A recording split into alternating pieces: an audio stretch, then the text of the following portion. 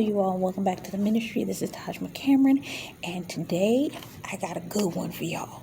The Lord put this on my heart a couple days ago. I was trying to avoid it. He put this on my heart maybe about a week ago, and I was like, I'm gonna do it. And I was like, I don't want to do it. And I'm gonna do it. And I'm like, what's the point of me doing that? And then I was like, I don't want to watch the movie. And then I didn't. And then on Monday, I said, let me go ahead and watch the beginning of this movie. And I started watching the beginning. I was like, I don't even want to come in agreement with that one. And I was like, And God was like,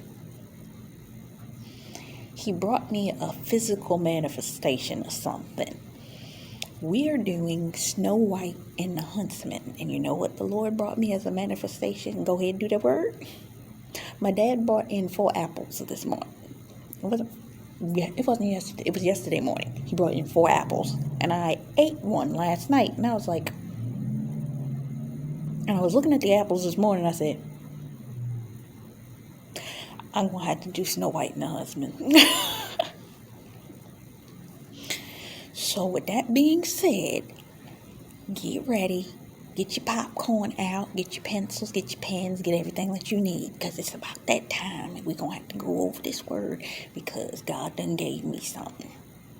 For those of you that the Lord has already told you that He's preparing to position you for a move of God, specifically in the realm of you are being moved from the back to the front, for a high-powered position that He's told you that there's going to be a replacing and a replacement in the name of Jesus. And He already done told you, you the one. This word's for you, okay?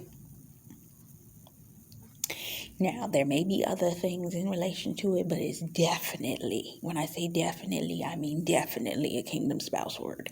So don't take what don't belong to you. Sit before the Lord and let the Lord lead you. But I'm about to tell you, if you've been waiting for the exaltation, this is the word that prepares you for it, okay? The exaltation word I did with Queen Mia, or Princess Mia in The Princess Diaries. That was level 1. This is level 2. This is for my fighters. This is for my intercessors. This is for my peeps, okay? This is for you, okay? Because we got a word for you. It's about...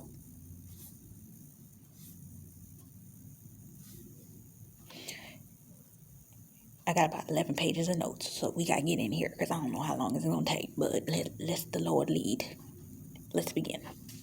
So, what ended up happening in the beginning of the movie, for those of you that did not watch my Snow White review, you may want to become familiarized with it because that's the nice review, but this is going to come in a different format, okay? Now, something interesting I found before I prepared to sit down and watch this movie, that there are 2 to 3 different ways that they said that was the original story that inspired Snow White. So it actually was based on a true story, which makes perfect sense as to why the live action film was so much different than the original cartoon version, okay? So, I'm going to need you to follow me. Okay. With that being said, I just saw 343. There's been distress. I just saw 311. There's been delay, and I also saw 344. A return is coming. That's something for somebody. Take it if you need it. Anyway, moving forward.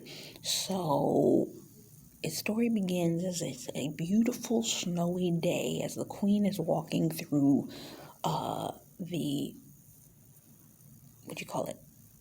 the courtyard, and she goes out and she sees this beautiful rose on the tree. It's the only singular rose on this tree that has nothing but dead branches. She touches it and gets pricked. The blood from the prick drops on the white snow, and it talks about the fact next that the queen wanted a daughter. She wanted her hair to be black as raven. Her lips to be as red, like blood red, and her skin to be as white as snow. Now, to me, that means something, because for my situation, and I guess I can say this. You want me to say it? My birth mother passed away when I was born. So Snow White, her mother, had ended up passing later on. So she was born.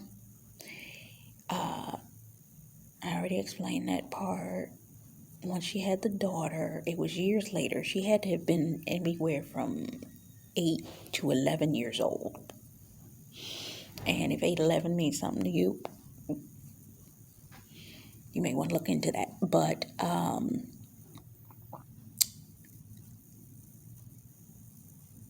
looking at the note.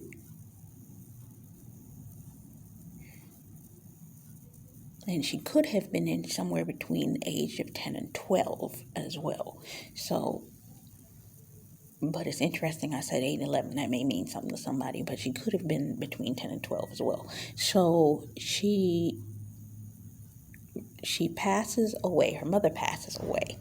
And upon her mother passing, the father ends up in a situation where he's out, he's battling, and all I hear as I'm preparing to say this is when King David, who should have been out in the midst of battle, came home because he was tired of battling. And in the midst of him coming home because he was tired of battling, he sees Bathsheba on her roof bathing. Who in the world in the Bible time said, hey, she must have been bathing, so let's name her Bathsheba? Was that how they came up with that name? I just want to know. Anybody else want to know that? Because I feel like that's how that came to be. So, he sees this woman. Now, when he sees her, he immediately becomes enamored with her. Now, Lord, I need you to speak from this point. When he sees her, he's immediately enamored. I am hearing, remember this Little Mermaid? In the Little Mermaid, there was a scenario in which there was a case of a mermaid, right? And it wasn't so much that it wasn't her father, it was the man that knew and was interested in her, right? He was mesmerized by Ursula, who had taken her voice and was using it against him, right? Am I making sense? Does that sound familiar to you? Well, in this case, that same similar witchcraft that was used to gain full control over him. So he fell in love with her and within 24 hours was ready to marry her. He was absolutely ready. He was going to marry her within 24 hours. She's brought into the castle. They have cleaned her up and put her in a beautiful gown, and they're preparing her for the wedding. And she sees little Snow White, and she gives her a gesture, come to me. And you really don't hear her say too much anything to her at that particular point in time. But it's this element. Don't hear me very clearly. Do not get mesmerized by false flattery. See, the enemy hates us because of the fact that we can see through his signs, right? So we can see through the foolery that which they try to play in order to try to pretend that they are actually operating in godly wisdom, but they are the air of godliness, no God in them. if you look at the history of Jezebel, her desire was to come close to a man that is in power. Her full and complete desire. She was Baal's daughter, and she operated under all of her witchcraft and Baal worship and demonic worship. And because of all of this Baal worship, this is how she was raised and reared, okay? In coming into this understanding, she was given, and Lord, let me say this here, she was reared up, and that's the way this woman was reared up. She was reared up to be and become somebody that had power, meaning she was to use her beauty in order to create a false sense of security, right, to a man, only to get into a position so that she could what? Usurp the throne, okay? And this is exactly what she did, because when she got into that position, the second that she came into position, and that the day of the wedding, little SnowWhite is carrying her train, she turns around and gives that look, and you know the evil look, where she has a smirk of that she's going to be in control. And then she goes to the altar and she marries the father. The night of their wedding, they are talking in the bed chambers, and the father goes to kiss her, and she puts her hand on his heart. These women that operate on this Jezebelic counterfeit spirit, and I'm talking about the narcissistic Jezebel, literally desires to destroy the heart of the man, okay? She takes her hand literally with magic and grabs his heart internally and literally causes him to, one, start to have a heart attack. Stephanie P. did a video, look it up. They attacked your kingdom spouse's heart. It's called Kingdom Spouse. They attacked his heart or something like that. That's exactly what they did. Okay?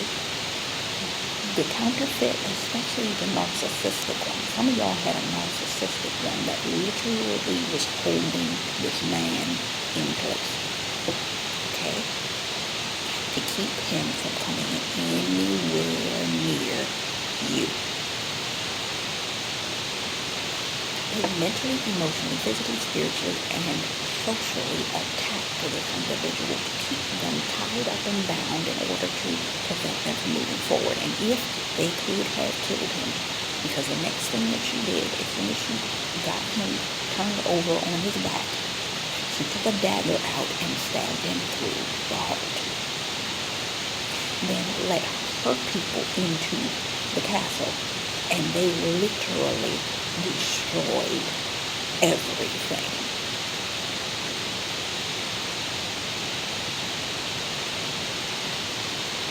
This ain't your mama and daddy, SnowWhite.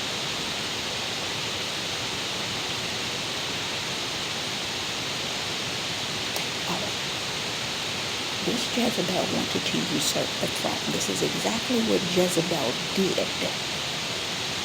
to Ahab. She has situated herself to become Ahab's wife. And as soon as she got the position, what did she do?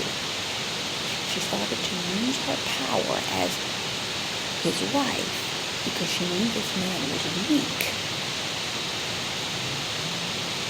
And in her understanding, operating that weakness, right, that he was not going to usurp or operate in any form of authority. He desires and love the control of her and all of this kind of stuff. Some of you guys are dang spouses, these women, I'm sorry to say it, they was using that thing on. She put that thing on it. Let's refer back to the lyrics of that one Beyonce song, yes.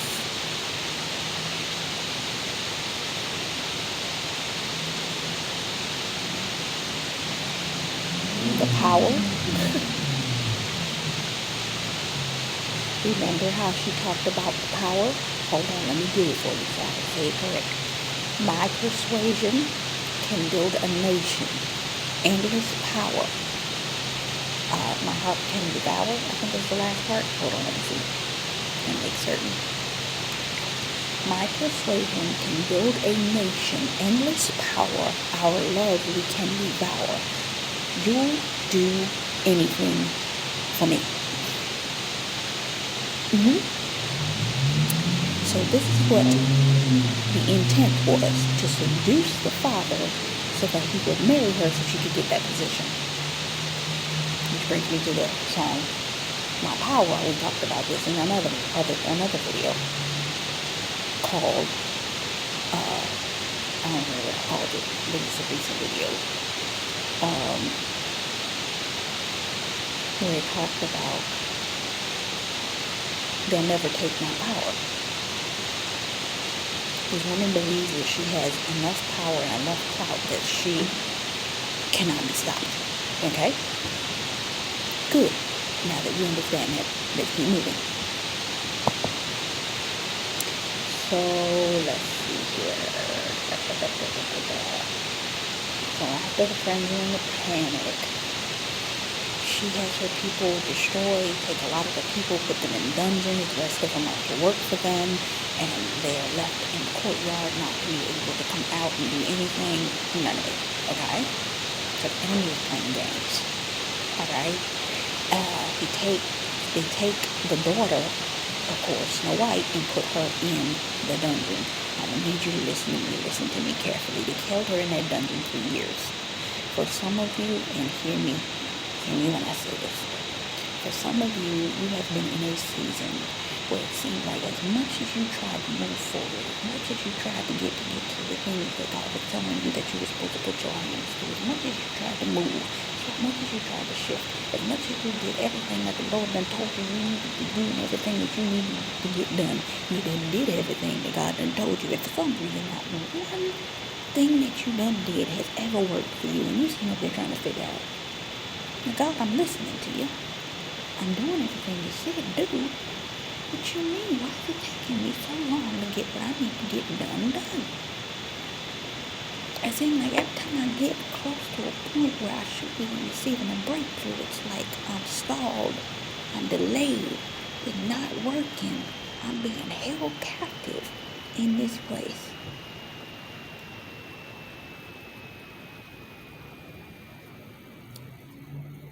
Joseph, held in the prison. How long was Joseph held in the prison? He was enslaved for how many years? Snow White was enslaved and being held prisoner in her own house. And some of y'all know what that feels like, because you had a narcissistic parent, whether it's mother or father, that they treated you like a stepchild, and you their kid. And some of you was their stepchild, and they treated you like you were worse than something they stepped on the ground. And it was like, for the years that you were there, it was like you couldn't wait till you became legally 18 to 21 because you were going to be able to break free and finally leave. So you made plans to get out of there. Snow White stayed in that dungeon.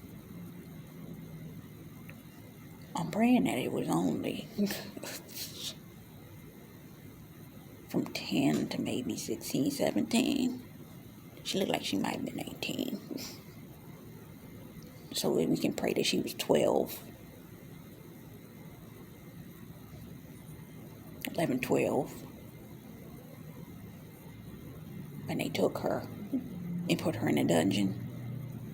And she'd been in there all them years. They thought that she died that night. Let me tell you something. For some of you, there are situations that the enemy thought that you should have died in. And not to mention, there were situations and scenarios that he made sure that there were scenarios that he tried to kill you in. I know what my situation was from the beginning of my life. And for some of you, you can calculate every single time the enemy tried to kill me there. The enemy tried to kill me there. The enemy tried to kill me there. But you survived. And the only way that the enemy could hold you, Stephanie P did a video that talked about, I think it's called The Angry Because You Know, or something like that, where she's in her car. And she talks about there are 3 ways the enemy tries to trap a child of God. The number 1 way is he tries to hold them hostage, meaning he tries to put you in a scenario where you'll be jailed. Next, he tries to put you in,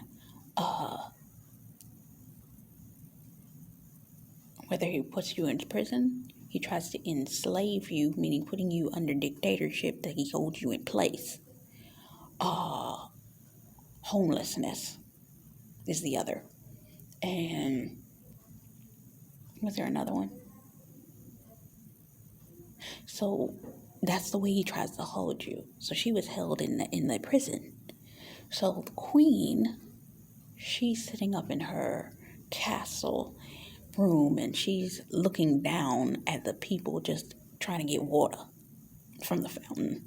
And she's talking all this kind of foolery over the stuff. And she got these long claw things that she wears, like literal claws on her nails. And she don't take them off even to get in the bath. So she takes off her robe and steps into a milk bath with her pointed crown on. And her brother watches as she slips into the bath water or milk. And then comes up as the milk just sticks to her. It kind of almost reminds me of the Statue of Liberty. Take that how you choose.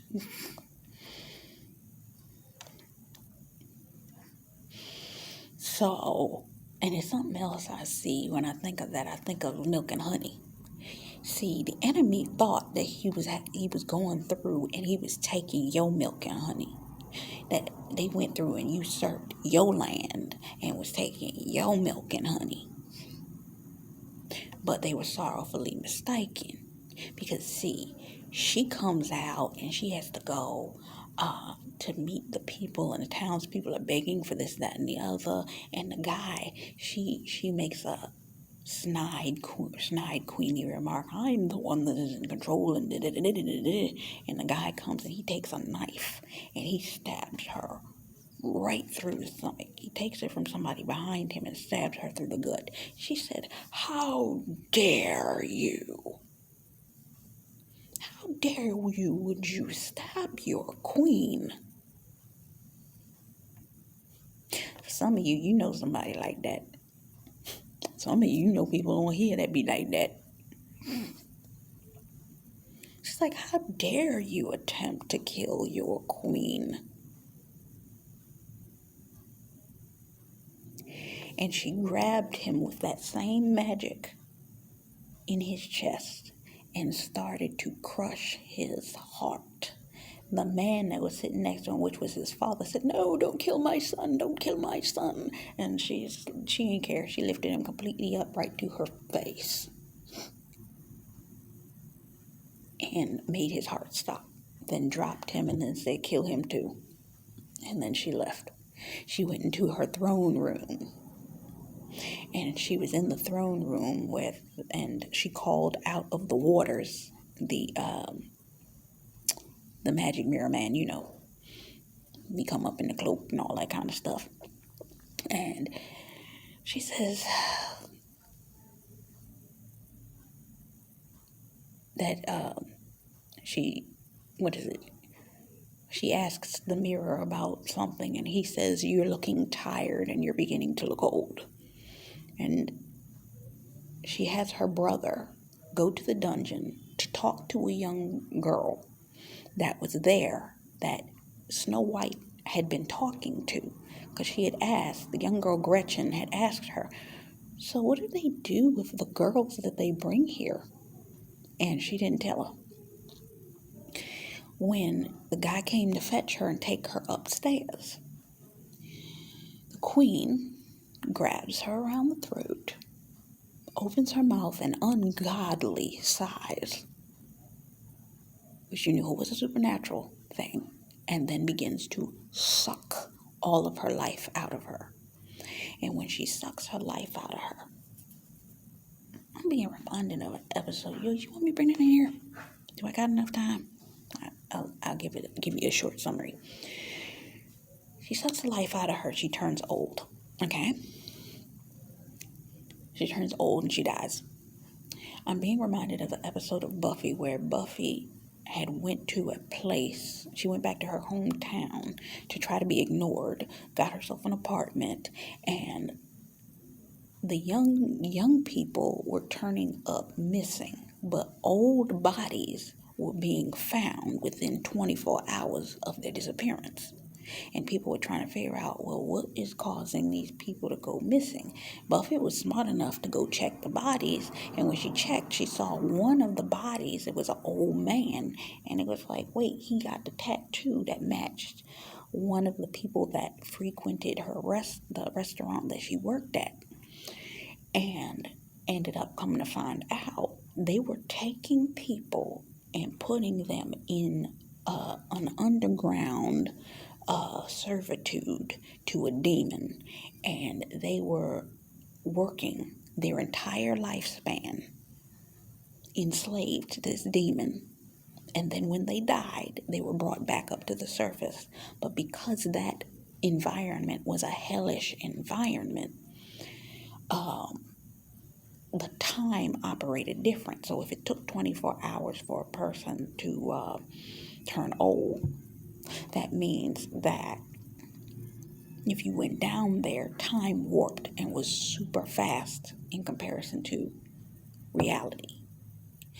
To you, it seemed like it was the exact same time frame that you would operate on your day-to-day, but it actually was sped up, accelerated.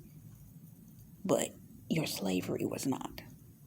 Which reminds me, come on God, about, who was it? I was listening to somebody who was talking about the fact, and they brought up this point, that when it comes down to it, that the children of Israel, the apostle, he brought it up. He said the children of Israel, what the enemy wanted to do was they wanted to lay their burdens. Catch this, it makes sense. They wanted to lay the burdens of the people, meaning their work, their workload. They went and took them into slavery and forced them into servitude, told them they weren't going to amount to anything, told them all of these types of things, in order for them to walk into a level of confusion that the enemy desired for them to walk into, so that they wouldn't have enough fortitude to,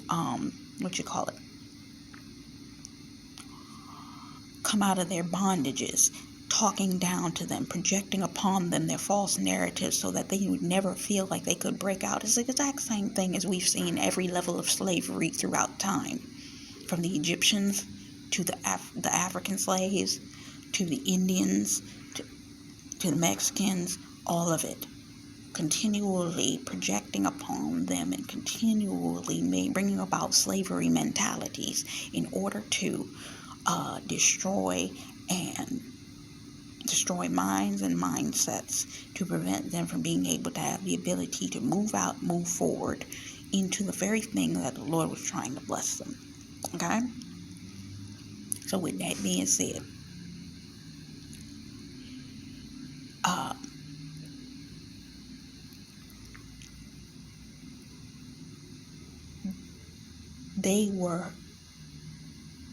this woman is trying to operate in a level of Jezebelic control, okay? But see, what ends up happening is when she goes back to the mirror to tell the mirror, well, now I went and I got somebody young and youthful and I took their power. I shouldn't look old and tired. He said, you still look old and tired. And she said, what? What you mean? It's like, if you want to be truly youthful, you're going to need to get the blood of the king's daughter. It will make you fair for the extent of your eternity. She was like, oh, okay. I got you. I'm going to go do that. I'm going to get her real quick. I got you. So he goes. She sends her brother to go get Snow White. Meanwhile, Snow White's in the castle dungeon, and she is at the window, and she done reached and found this spike thing. It's like a nail that was in the side of the window, and she pulled it out, and she hid it in her pillowcase. So, with that being said, the brother comes in, and she's laying down trying to pretend she's asleep. And he comes in, and he's like, oh, the queen has requested you. She said, oh, really? And he's starting to rub up on her. He looked like a pedophile to me. Let's just be honest. Because I believe he knew what the queen was about to do to her. So he was about to get him a taste right quick before.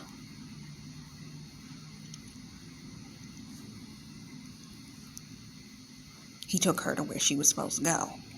He's like, let me get in here real quick. And when he attempted to touch her face, and he was running his hand across the top of her dress top, she took the nail that was in her pillowcase and pulled it out and scratched him across the face with it. Let me just be honest with you, okay? I grew up watching shows like Buffy the Vampire Slayer. I'd have went for the jugular. I'm so sorry. I wouldn't have went for trying to scratch you. I'd have went for your throat.